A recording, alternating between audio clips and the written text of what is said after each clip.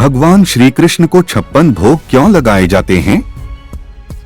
एक पौराणिक कथा के अनुसार जब देवराज इंद्र के प्रकोप से ब्रजवासियों को बचाने के लिए भगवान श्री कृष्ण ने गोवर्धन पर्वत उठाया था, तब देवराज इंद्र ने लगातार 7 दिनों तक भयंकर वर्षा करवाई थी और 7 दिनों तक भगवान श्री कृष्ण गोवर्धन पर्वत उठाए खड़े रहे और उन्हें 7 दिनों तक भूखा रहना पड़ा था।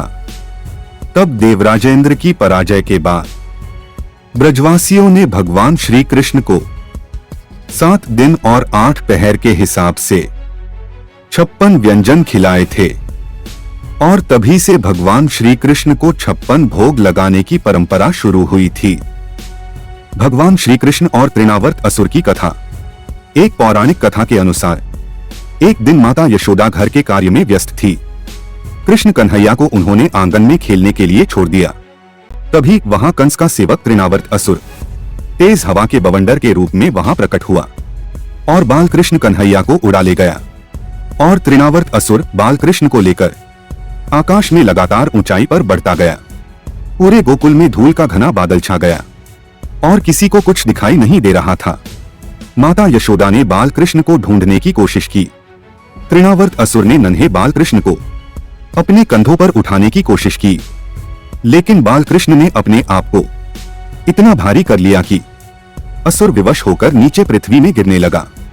तब कृष्ण कन्हैया ने अपना आकार पहाड़ की तरह बढ़ाकर तृणावर्त असुर की गर्दन दबाकर उसे समाप्त कर दिया। भगवान श्री कृष्ण और गोपियों की कथा। एक पौराणिक कथा के अनुसार भगवान श्री कृष्ण जी और बलराम जी बचपन में बहुत नटखट थे और श्री कृष्ण जी को बांसुरी बजाना पसंद था, जबकि बलराम जी को गायों से बहुत प्यार था। युवा गोपियों को श्री कृष्ण की बांसुरी की धुन बहुत अच्छी लगती थी और जब श्री कृष्ण और बलराम गाय चराने जाते थे तो गोपियां उनके पास खिंची चली आती थी। एक दिन गोपियां जंगल के पास की नदी में नहाने गई।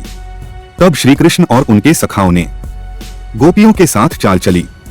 वे सब गोपियों के पीछे पीछे गए और पेड़ों के पीछे छुप गए। जब गोपियां कपड़े उतारकर नहाने के लिए नदी में उतर गई तो उन्होंने गोपियों के कपड़े छिपा दिए। गोपियां अपने कपड़ों के लिए श्री कृष्ण से बहुत मनुहार करती रही। तब गोपियों को बहुत परेशान करने के बाद भगवान श्री कृष्ण ने उनके कपड़े वापस कर दिए। कथा सब्सक्राइब कीजिएगा।